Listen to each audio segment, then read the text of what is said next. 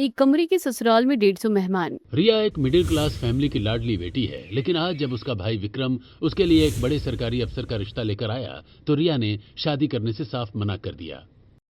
भैया आप चाहे जो कर लो, मैं उस लड़के से शादी नहीं करने वाली। मैं अपनी मर्जी से शादी करूंगी। रिया मेरी प्यारी बहन, समझने की कोशिश कर, वो बहुत अच्छा लड़का है। भैया आप जाओ मेरे कमरे से बाहर, और मैं अपना फैसला नहीं बदलने वाली। जाओ आप यहाँ से। अपने भाई को चिल्लाकर कमरे से बाहर कर देती है। विक्रम कमरे से बाहर आकर परिवार को सारी बातें बताता है। रिया जरा बाहर निकल, ये क्या बकवास सुन रहा हूं मैं तेरे भाई से। तूने उस गाजियाबाद वाले अफसर के इतने अच्छे रिश्ते को मना कर दिया। तेरा दिमाग ठिकाने पर है कि नहीं? पापा मैंने कोई गलत बात नहीं की है। मैं उस गाजियाबाद वाले से शादी नहीं करूंगी। मैं कितनी बार कहूँ आपसे। बेटी तू समझ क्यों नहीं रही? तेरे बड़े भाई विक्रम ने कितनी भाग दौड़ करके हाथ पैर जोड़कर ये रिश्ता ढूंढा है। लड़का सेंट्रल गवर्नमेंट में है, अपनी कोठी है गाजियाबाद में, लाख रुपए महीना कमाता है। तेरी जिंदगी संवर जाएगी बेटा। माँ आप भी पैसों की भाषा बोलने लगी। मुझे उस गाजियाबाद वाले की कोठी या गाड़ियों से कोई मतलब नहीं है। मुझे वो लड़का पसंद ही नहीं है। रिया बकवास बंद कर और मेरी बात ध्यान से सुन। मैं नीति आयोग में अफसर हूँ, दुनिया देखी है मैंने। जो लड़का मैंने तेरे लिए चुना है वो शरीफ है और तेरे हर शौक पूरे कर सकता है। तू उस कॉलेज के नंगे भूखे राहुल के पीछे क्यों अपनी जिंदगी बर्बाद करने पर तुली है? भैया आप अपनी अफसरी और अपनी अकड़ अपने ऑफिस में दिखाया करिए। राहुल नंगा भूखा नहीं है, वो बहुत सीधा और सच्चा इंसान है, और आप सब उसके बारे में ऐसा एक भी शब्द नहीं बोलेंगे। बंद कर अपनी ये जबान। एक कल के लफंगे के लिए तू अपने बड़े भाई पर चिल्ला रही है। उस राहुल की औकात क्या है? 8,000 रुपए की प्राइवेट नौकरी करता है, फटे पुराने कपड़े पहनकर घूमता है। क्या खिलाएगा वो तुझे? प्यार पैसों से नहीं होता पापा। राहुल अभी गरीब है तो क्या हुआ, वो मेहनत कर रहा है। हम दोनों मिलकर काम करेंगे, एक दूसरे का सहारा बनेंगे। हाय राम, ये लड़की तो हमारी जान लेकर छोड़ेगी। अरे रिया तूने कभी दुख देखा है? इस घर में तेरे पास 4 कमरे हैं, अपना पर्सनल एसी वाला कमरा है, प्राइवेसी है, नौकर है। उस गरीब के घर में तो तू एक वक्त की रोटी के लिए तरसेगी। रिया मेरी प्यारी बहन, इमोशनल होकर फैसले नहीं लिए जाते। प्यार से पेट नहीं भरता। जब घर में राशन नहीं होता और बिजली का बिल भरने के पैसे नहीं होते ना, तो ये प्यार खिड़की के रास्ते बाहर भाग जाता है। मेरी बात मान, उस लड़के को भूल जा। मैं राहुल को कभी नहीं भूलूंगी। अगर आप लोगों ने मेरी शादी राहुल से नहीं की तो मैं साफ कह रही हूँ, मैं इस घर से भाग जाऊंगी, जहर खाकर मर जाऊंगी, पर किसी और की नहीं होंगी। अच्छा तो अब तू हमें धमकाएगी, जहर खाएगी तू?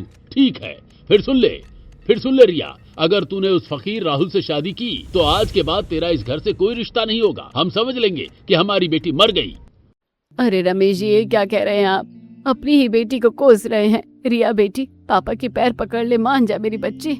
नहीं माँ, जब पापा ने कह ही दिया है कि उनके लिए उनकी बेटी मर गई है तो अब रुकने का कोई मतलब नहीं है। राहुल दिल का सच्चा है और मैं उसी के साथ रहूंगी। ठीक है रिया, तुझे अपनी मनमर्जी का शौक है ना, तो जा जी ले अपनी जिंदगी उस फकीर के साथ। पर याद रखना, जब मुसीबत आएगी और तेरा दम घुटेगा ना, तो इस घर के दरवाजे तेरे लिए हमेशा के लिए बंद मिलेंगे। मुझे कभी आपके इस महल जैसे घर की जरूरत नहीं पड़ेगी। मैं राहुल के साथ उसकी एक छोटी सी झोपड़ी में भी खुश रहूंगी। रिया गुस्से में घर छोड़कर राहुल के पास जाती है। राहुल फटे पुराने कपड़े और चप्पल पहने खड़ा था। रिया को देखकर, रिया तू सच में अपना इतना बड़ा घर छोड़कर मेरे पास आ गई? तेरे पापा और भैया बहुत गुस्से में होंगे ना? राहुल तुम उन सब की चिंता मत करो, मैंने अपने दिल की सुनी है। मुझे पता है कि तुम गरीब हो, पर तुम्हारा दिल बहुत सच्चा है। हम शादी करेंगे ना? हाँ रिया, जरूर करेंगे। पर रिया, मेरे पास तो तुम्हें देने के लिए कुछ भी नहीं है। न अच्छा घर है, न गाड़ी, न पैसे। मेरी तो 8,000 की नौकरी है, उसमें क्या होगा? मुझे किसी महल की जरूरत नहीं है राहुल, मुझे बस तुम्हारा साथ चाहिए। हम दोनों मिलकर सब संभाल लेंगे। हाँ, हम सब संभाल लेंगे। इसके बाद रिया और राहुल दोनों मंदिर में जाकर सादगी से शादी कर लेते हैं और राहुल रिया को अपने घर ले आता है। राहुल की माँ रिया का गृह प्रवेश कराती है और रिया अपने एक कमरे के छोटे से ससुराल में आती है और चारों तरफ देखकर, हे भगवान, ये कैसा घर है? यहाँ तो बस एक ही कमरा है, इसी में रसोई है, इसी में सोने की जगह, इसी में सामान, इसमें सास ससुर देवर ननद सब एक साथ रहते हैं। मेरे तो दम घुट रहा है। पर कोई बात नहीं रिया, तूने प्यार चुना है, हिम्मत रख। आओ बहू, अंदर आओ। देखो हमारा घर छोटा जरूर है पर दिल बहुत बड़ा है। अब तुम दोनों की शादी तो मंदिर में हो गई तो हम तो अपना ही लेंगे ना, पर मोहल्ले वाले बातें बना रहे हैं। हाँ बहू, आसपास के रिश्तेदारों को तो हमने बुलाया ही नहीं। कम से कम एक छोटा रिसेप्शन या दावत तो देनी पड़ेगी ना, वरना बिरादरी में हमारी क्या नाक रह जाएगी। भाभी आप चिंता मत करो, हम सब एक ही कमरे में एडजस्ट कर लेंगे। आप और भैया पलंग पर सो जाना और हम जमीन पर चटाई बिछा लेंगे। हाँ भाभी, हम तो रोज जमीन पर ही सोते हैं, आपको भी आदत पड़ जाएगी। जी जी माँ जी, जैसा आप लोग कहें। रिया अपने एक कमरे के ससुराल को देखकर घबराई हुई होती है। तभी सास शांति देवी का पुराना कीपैड फोन जोर जोर से बजने लगता है। हाँ माता जी प्रणाम। हाँ मैंने बताया था ना, राहुल ने अपनी पसंद से शादी कर ली है। जी अम्मा जी, राहुल बहू को घर ले आया है। क्या कहा? ऐसे बिना किसी तामझाम के शादी कर ली? शर्म नहीं आई तुम लोगों को? चलो अब शादी कर ही ली है तो बहू की दावत क्या शहर के उस चूहेदान जैसे एक कमरे में करोगी? जी अम्मा जी, सोच रहे थे कि कुछ रिश्तेदारों को बुलाकर यही दावत दे दे। दिमाग फिर गया है तुम्हारा? बहू की दावत तो गांव में होगी, पूरे पुश्तैनी तरीके से सबको गांव लेकर आओ तुम। जी अम्मा जी, जैसा आप कहे, हम 2 दिन में ही गांव के लिए निकलते हैं। शांति देवी फोन काट देती हैं। अब रात को जैसे तैसे बीत गई है, लेकिन असली मुसीबत अगली सुबह होती है। एक कमरे के छोटे से मकान में 6 लोगों का रहना कोई आसान खेल नहीं था। अगली सुबह, हे भगवान, सुबह के 6 बज गए हैं। मुझे वॉशरूम जाना है पर पूरा परिवार इसी कमरे में जमीन पर सोया पड़ा है। मैं पैर कहाँ रखूँ? कपड़ा बदलने की तो जगह ही नहीं है यहाँ। अरे बहू उठ गई तो जल्दी से जा, बाथरूम में पानी आ गया है। 7 बजे पानी चला जाएगा, फिर पूरे दिन एक बाल्टी पानी के लिए तरसना पड़ेगा। जी माँ जी, मैं अभी जाती हूँ। भाभी जरा जल्दी करना, आपके बाद मुझे भी कॉलेज जाने के लिए तैयार होना है। और हाँ, दरवाजा थोड़ा जोर से बंद करना, उसकी कुंडी टूटी हुई है। क्या कुंडी टूटी है? फिर मैं अंदर। अरे सोनू, जरा मेरी खैनी की पुड़िया देना बे। और बहू, टॉयलेट से निकलकर जरा मेरे लिए कड़क अदरक वाली चाय चढ़ा देना। भाभी, चाय के साथ मेरे लिए 2 बिस्किट भी निकाल देना। और मेरे स्कूल की शर्ट वहीं खूंटी पर टंगी है, जरा दबा देना। हे भगवान, यहाँ तो कुंडी भी टूटी है। बाहर 5 लोग बैठे हैं और अंदर जाने में भी डर लग रहा है। मेरे मायके में तो अटैच बाथरूम था, जितना देर चाहो शावर लो। यहाँ तो नल जाने का खौफ है। रिया जैसे तैसे वॉशरूम से बाहर आती है और कमरे के एक कोने में रखे छोटे से गैस सिलेंडर के पास खाना बनाने बैठती है। रिया, तू ठीक तो है ना? चेहरा बहुत उतरा हुआ लग रहा है तेरा। राहुल, मैं कपड़े कहाँ बदलूं? कमरे में तुम्हारे पापा और सोनू बैठे हैं, पर्दा भी तो नहीं लगा है कहीं। वो रिया, तू वो कोने में जो अलमारी है ना, उसके पीछे खड़ी होकर बदल ले। हम लोग तब तक बाहर गली में खड़ी हो जाते हैं।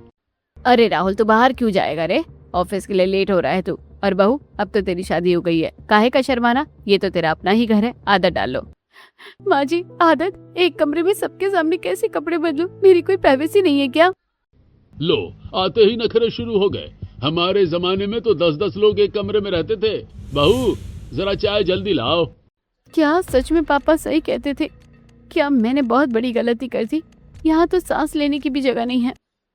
शहर के उस एक कमरे के घुटन भरे माहौल में जैसे तैसे एक दिन गुजर जाता है। अगले दिन पूरा परिवार बोरिया बिस्तर समेटकर ट्रेन में बैठकर गांव के लिए रवाना हुआ। लेकिन गांव जाने वाली लोकल पैसेंजर ट्रेन में डिब्बे खचाखच भरे हुए थे और ट्रेन में भीड़ में लोग एक दूसरे पर गिरे जा रहे थे। राहुल, यहाँ खड़े होने की भी जगह नहीं है, लोग धक्का मार रहे हैं, मेरे दम घुट रहा है। रिया, थोड़ा सा एडजस्ट कर ले, बस 2 स्टेशन और बचे हैं। गांव पहुंचकर बहुत सुकून मिलेगा, चिंता मत कर। अरे बहू, ट्रेन में तो ऐसा ही होता है। अब तू एसी ट्रेन और बस की आदत छोड़ दे। देख बाहर कितना पानी बरस रहा है। बारिश तेज हो गई है और गांव के रास्ते बंद हो जाएंगे।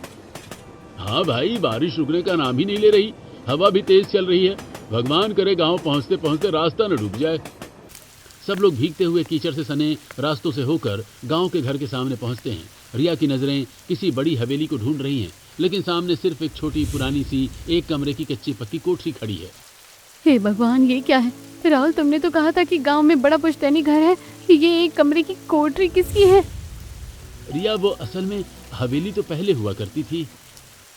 अरे बहू, हवेली तो थी, पर दादी के 8 बेटे हैं ना। दादी ने सबके हिस्से कर दिए। सब चाचा ताऊ अपने अपने हिस्से बेचकर अलग अलग हो गए हैं, शहर चले गए। दादी अकेली बची है तो उनके हिस्से में बस यही एक कमरे की कोठी बची है। तभी कोठरी से राजेश्वरी जी बाहर निकलती हैं। उन्हें देखकर शांति जी और रिया उनके पैर छूती हैं। आ गए सब लोग। ए बहू, मुंह क्यों लटका रखा है तूने? इस एक कमरे की कोठरी को देखकर नाक मत सिकोड़। भले ही रहने को एक कमरा है, पर बाहर 5 बीघे के हरे भरे खेत है मेरे पास। जो बहू मेरी सेवा करेगी उसी के नाम खेत करूंगी। हे भगवान, यहाँ भी वही एक कमरा और छत से तो अभी भी पानी टपक रहा है। मैं किस मुसीबत में फंस गई। भाभी देखिए, बारिश तेज हो गई है, छप्पर से पानी अंदर आ रहा है। सामान कहाँ रखे? अम्मा, रास्ते में पानी भर गया है, गांव का नाला बहने लगा है, अब तो कोई गांव से बाहर भी नहीं जा सकता। एक कमरा, टपकती छत और चारों तरफ पानी। अब मैं कहाँ जाऊँ? गांव के उस एक कमरे की कोठरी में अभी पूरा परिवार पहुंचा ही था कि आसमान में काले बादलों ने डेरा डाल लिया। तभी गांव में राजेश्वरी जी के न्योते के बाद आसपास के गांवों से रिश्तेदारों का आना शुरू हो गया। उन्हें देखकर माँ जी, ये क्या हो रहा है? ये इतने सारे लोग कहाँ से आ गए? 10-12 लोग समझ आते हैं, पर ये तो 100-150 लोग कौन है? अरे बहू, ये कोई पराये थोड़ी है, ये तो दादी के 8 बेटों का कुनबा है। पोते पोतियां, बहुएं, नाती पोते सब तेरी दावत खाने आए हैं। पर माँ जी, इस एक कमरे के घर में 150 लोग कहाँ रहेंगे? यहाँ पर तो पैर रखने की भी जगह नहीं है। ए बहू, गांव देहात में ऐसे ही होता है, कोई रिश्तेदार बिना खाए नहीं जाएगा। और सुन, बारिश से ट्रेन बस सब बंद हो गई है, अब ये 150 मेहमान 4-5 दिन यहीं रहेंगे। अरे नहीं बहू, 150 लोगों का खाना बनाना है, भट्टी सुलगा जल्दी। हे भगवान, एक कमरे का ससुराल और 150 मेहमान, ये क्या ही मुसीबत में फंस गई हूँ मैं। बारिश का पानी छप्पर से टपक रहा था, रास्ते डूब चुके थे। एक कमरे के घर में 150 मेहमानों का ऐसा तांडव मचा कि चारों तरफ चीख पुकार, धक्का मुक्की और अफरा तफरी फैल गई। रिया अकेली भट्टी और बर्तनों के बीच पिस रही थी। हे भगवान, एक कमरे के अंदर और बाहर छप्पर के नीचे 150 लोग ठूसे हुए हैं। बच्चे एक दूसरे के ऊपर गिर रहे हैं, बूढ़े खाट पर पड़े हैं, आदमी ताश खेल रहे हैं और औरतें कैसे जमीन पर बैठकर चिल्ला रही हैं। अरे रिया, तुम शांत हो जाओ, कुछ दिनों में सब कुछ ठीक हो जाएगा। सही हो जाएगा? कैसे सही हो जाएगा? देखो तो कोठरी में इस एक छोटे से टॉयलेट के बाहर 30-40 लोगों की लंबी लाइन लगी है। लोग पेट पकड़कर एक दूसरे को धक्का दे रहे हैं और दरवाजा पीट रहे हैं। तुम शांत हो जाओ, तुम इन लोगों पर ध्यान मत दो। हाँ, नहीं दूंगी, लेकिन राहुल, 150 लोगों का खाना भट्टी पर, इतने गंदे बर्तन, मैं इंसान हूँ या मशीन? अभी अपनी परेशानियां राहुल को बता ही रही होती है, तभी बाहर से आवाज आती है। ए बहू, चाय में चीनी तेज डालना और हमारे 20 बच्चों के लिए गर्मा गर्म पकौड़े छान दे जल्दी। अरे पीछे हटो टॉयलेट की लाइन से, पहले मैं जाऊंगी, 1 घंटे से खड़ी हूँ लाइन में। बहू, 10 रोटियां इधर भी भेज, और मेरी धोती पर कीचड़ लग गया है, इसे घिस कर धो देना। भाभी, दादी की गाय, बकरी और मुर्गे चिल्ला रही हैं, उन्हें सानी दे आओ ना और गोबर भी उठा दो। 150 मेहमान, ऊपर से गाय, बकरी और ये कमरा, मेरा दम घुट रहा है। माँ जी, बहू, मेहमानों के सामने चिल्लाओ मत, चुपचाप 150 लोगों की सेवा करो, नई बहू को सब सहना पड़ता है। एक कमरे के उस घर में मूसलाधार बारिश और 150 मेहमानों का ऐसा जमावड़ा लगा कि हर तरफ चीख पुकार मच गई। कमरे के एक कोने से सटे टॉयलेट की बदबू, भट्टी का धुआं और रिश्तेदारों की न खत्म होने वाली फरमाइशों के बीच रिया अकेली पिस रही थी। तभी फिर से चाची की आवाज आती है। ए नहीं बहू, जरा चाय में चीनी तेज डालना, और भट्टी और पकोड़े पर चढ़े की नहीं अभी तक? चाची जी, अभी तो 150 लोगों की रोटियां सेकी हैं, बस 5 मिनट दीजिए। 5 मिनट क्या होता है बहू, एक कमरे के घर में 150 लोग ठूसे पड़े हैं, सब भूखे मर रहे हैं, जरा हाथ तेजी से चला। अरे अंदर कौन घुसकर बैठ गया है बे? 1 घंटे से 30 लोग लाइन में खड़े हैं, पेट में चूहे कूद रहे हैं, जल्दी बाहर निकलो। अरे टॉयलेट से निकल, सीधे कमरे में बिना चप्पल धोए कौन आ रहा है? पूरी चटाई गंदी कर दी। भाभी, दादी की गाय रंभा रही है और बकरियां चिल्ला रही हैं, उन्हें सानी पानी दे आओ ना जल्दी।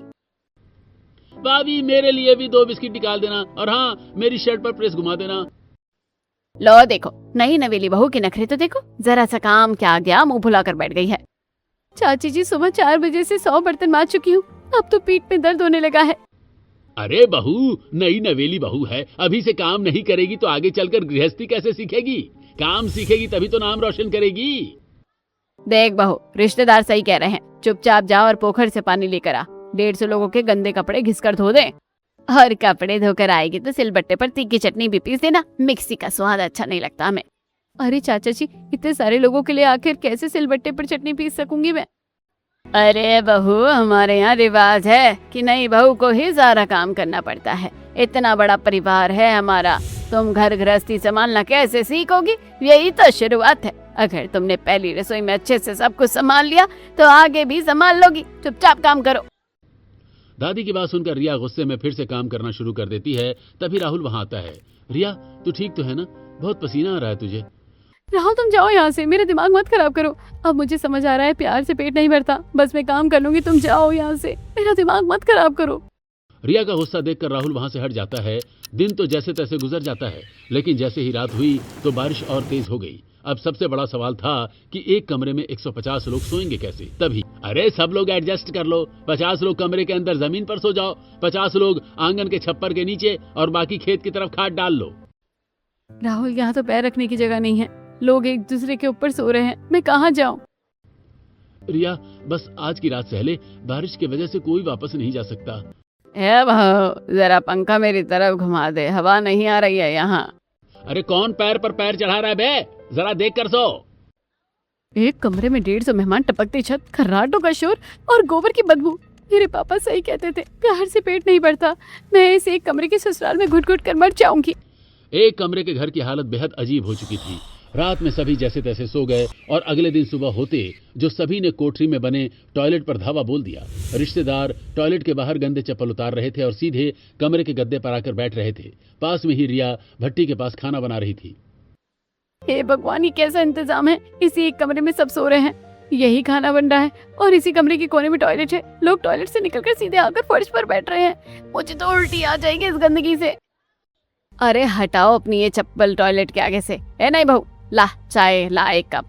चाची जी, मैं सुबह 4 बजे से भट्टी पर 150 लोगों का खाना बना रही हूँ, बर्तन मांज रही हूँ, थोड़ी देर सांस तो लेने दीजिए।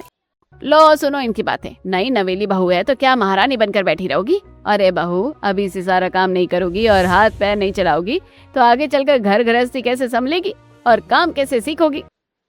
बिल्कुल सही कह रही हो, हमारे जमाने में तो नई बहुएं घर का सारा काम हंसकर संभालती थी।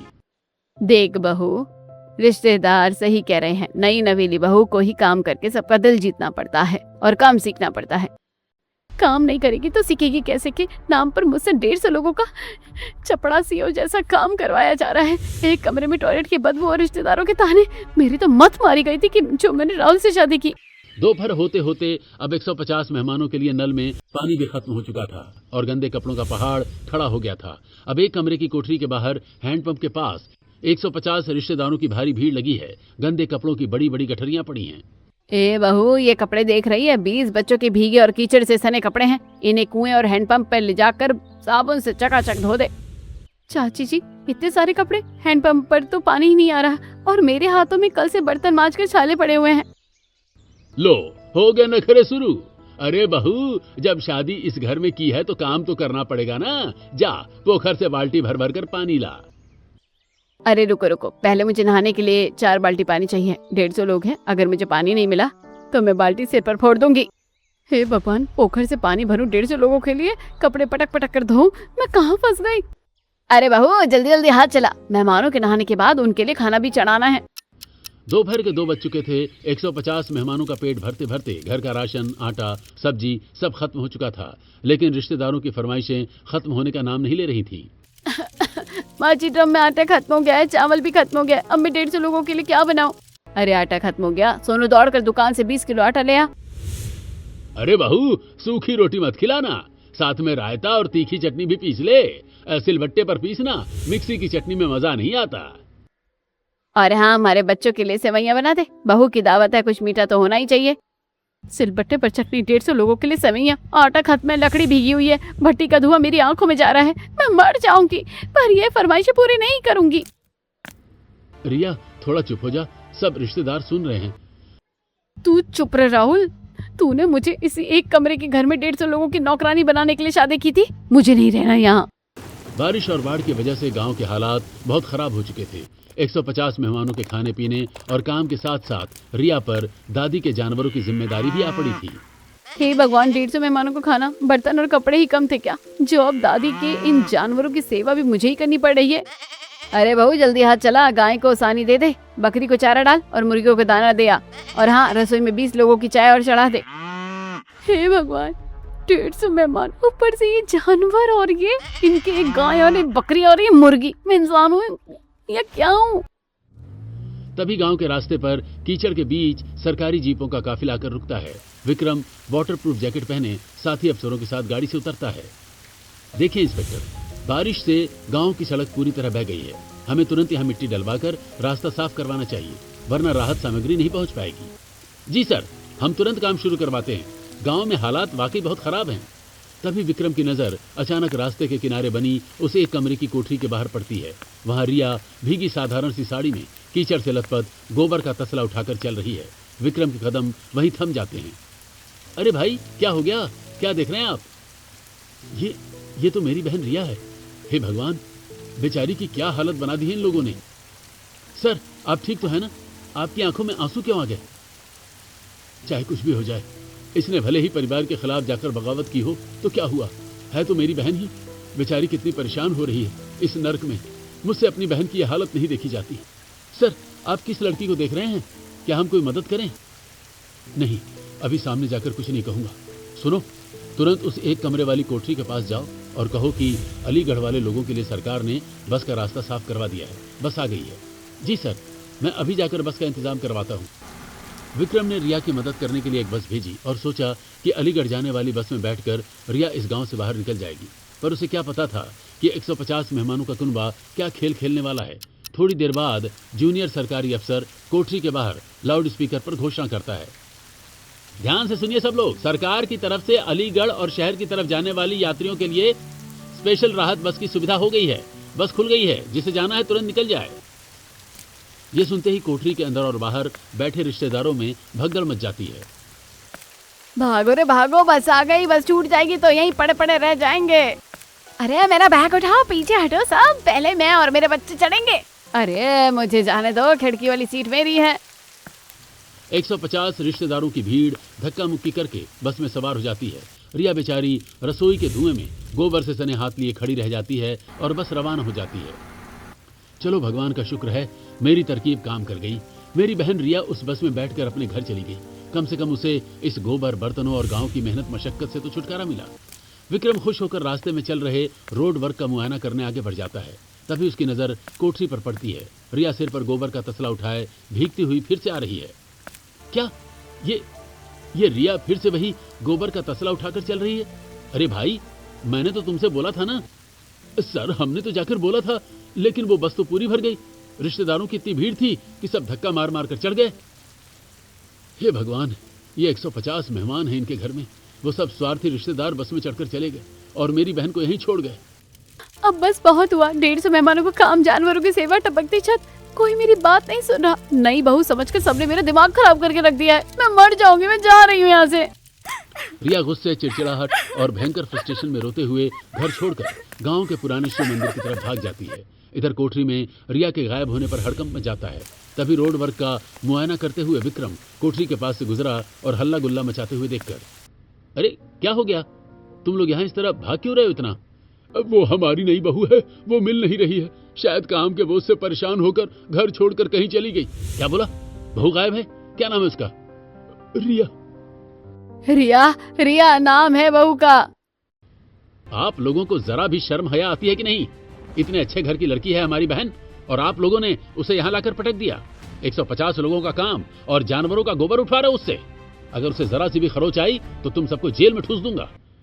अरे अफसर साहब, बख्श दो, हमें नहीं पता था कि हमारी बहू इतने बड़े अफसर की बहन है। हम अभी ढूंढ कर लाते हैं। विक्रम गुस्से में गरज कर चला जाता है। जैसे ही सबको पता चलता है रिया विक्रम की बहन है, ससुराल वाले डर के मारे कांपने लगते हैं। तभी राहुल दौड़ता हुआ गांव के पुराने शिव मंदिर पहुंचता है, जहां रिया सीढ़ियों पर घुटनों में सिर दिए रो रही है। रिया, तुम यहाँ बैठी हो? भगवान का शुक्र है तुम सही सलामत हो। तभी पीछे पीछे हाँफते हुए सास शांति देवी, ताऊ जी, चाचियां और बाकी रिश्तेदार भी मंदिर पहुंच जाते हैं। अरे मेरी रानी बहू, तू यहाँ बैठी है? चल घर मेरी प्यारी बच्ची, तुझे अब एक कटोरी भी नहीं उठानी पड़ेगी। अरे बहू, तू तो थक गई होगी ना, चल मैं तेरे सिर में तेल से चंपी कर देती हूँ। चाय पिएगी या गरम गरम दूध लाऊं? अरे हटो हटो, बहू को हवा आने दो। बहू तू बस हुक्म कर, ये सारे रिश्तेदार तेरी चाकरी करेंगे। तू तो हमारे घर की लक्ष्मी है। अचानक ये सब क्या हो गया? ये लोग मुझे हाथों हाथों पर क्यों रख रहे हैं? कोई मुझे एक तिनका भी क्यों नहीं उठाने दे रहा? अचानक ये सब इतना प्यार क्यों जता रहे हैं? दरअसल किसी ने भी रिया को नहीं बताया कि उसके भाई ने ही उन्हें धमकाया है। अब ससुराल वाले रिया को सिर आंखों पर बिठाकर घर ले आए। कोई उससे काम नहीं करने दे रहा। रिया हैरान थी कि अचानक सब इतने मेहरबान कैसे हो गए। तभी उसके कान में चाचियों को आपस में बात करते सुन लिया और सारा सच उसके सामने आ गया। भैया अच्छा हुआ, वैसे तो हमारी बहू बहुत अच्छी है, हमने उस पर ध्यान देना चाहिए था, लेकिन उसका भाई अच्छा हुआ हमें टाइम रहते पता चल गया, वरना पता चलता कि हम सबको जेल में ही डाल देता। हाँ बहन, सुना है बड़ा सरकारी अफसर है, अगर जरा सी भी शिकायत हो जाती तो पुलिस हम सबको घसीट कर ले जाती। रिया ये सच सुन लेती है और सीधे राहुल के पास जाती है। राहुल सच सच बताओ क्या बात हुई? सब लोग मेरे साथ ऐसा बर्ताव क्यों कर रहे हैं? रिया, असल में तुम्हारे भाई साहब आए थे। वो बहुत बड़े सरकारी अफसर है ना, उन्होंने सब पर बहुत गुस्सा किया और धमकाया था। भैया आए थे, उन्होंने सामने आए बिना चुपचाप मेरी मदद की। रिया तुरंत गांव में बने सरकारी डिपार्टमेंट के कैंप की तरफ भागती है, जहां उसका भाई विक्रम अफसरों के साथ खड़ा है। भैया! रिया रिया दौड़कर विक्रम के गले लग जाती है और फूट फूट कर रोने लगती है। विक्रम भी अपनी बहन को गले लगाकर भावुक हो जाता है। भैया मुझे माफ कर दो, मैंने आप लोगों का दिल दुखाया था, पर आपने फिर भी मेरी मदद की। पगली, तू बगावत भी कर ले तो है तो मेरी बहन ही ना। मैं तुझे मुसीबत में कैसे देख सकता था। विक्रम तुरंत अपनी अफसरी का इस्तेमाल करके बस और गाड़ियों का इंतजाम करवाता है और गांव में फंसे 150 मेहमानों को उनके घर भिजवाता है और रिया फाइनली अपने घर पहुंच जाती है। लेकिन 1 महीने बाद, 1 महीना बीत चुका है। सभी 150 मेहमान अपने अपने घर लौट चुके हैं। राहुल और रिया अब अपने शहर वाले उसी एक कमरे के घर में खुशी खुशी रह रहे हैं। एक दिन, माँ जी, आज ये एक कमरे का घर कितना खाली खाली और सूना लग रहा है ना? हाँ बहू, जब वो 150 मेहमान थे, भले ही आफत थी पर चहल पहल बहुत थी ना। आखिर अपना ही परिवार तो है, सब चाचा ताऊ के बच्चे ही तो हैं। हाँ माँ जी, रौनक तो बहुत थी। माँ जी, क्यों ना हम कभी कभी अपने सारे मेहमानों को अपने एक कमरे की ससुराल में बुला लिया करें। अरे वाह, तो ठीक है बहू, अब से हम महीने में एक बार अपने सारे मेहमानों को, अपने पूरे परिवार को बुलाया करेंगे। लेकिन इस बार तू अकेली काम नहीं करेगी, हम सब मिलकर काम करेंगे। हाँ रिया, और मैं भी रसोई में तुम्हारी पूरी मदद करूंगा। फिर तो मुझे हर महीने 150 मेहमानों की पार्टी मंजूर है माँ जी। रिया की बात सुनकर शांति जी तुरंत सभी मेहमानों को फोन करके रविवार को घर बुलाती हैं। रविवार को सारे मेहमान घर आते हैं। रिया सभी के लिए उनके पसंद का खाना बनाती है और खुशी खुशी खिला रही होती है। तभी रिया की मम्मी पापा और उसका भाई भी वहां आता है। उन्हें देखकर, मम्मी पापा भैया, आप लोग यहाँ पर? हाँ बहन, अब तेरे ससुराल वालों ने बुलाया था तो कैसे नहीं आते। लेकिन हमें खुशी है कि तू अपने ससुराल में खुश है। हाँ बेटा, हमें तो पता ही नहीं था कि एक कमरे के ससुराल में मेरी बेटी 150 मेहमानों को इतने प्यार से संभाल लेगी। हाँ मेरी बच्ची, खुश रह। रिया को फिर से अपना पूरा परिवार मिल जाता है। लेकिन दोस्तों, अगर आपके घर पर इस तरह 150 मेहमान आ जाएं तो आप क्या करेंगे? कमेंट सेक्शन में जरूर बताइएगा। साथ ही अगर आप रिया की जगह होते तो क्या करते, यह भी बताकर जाइएगा।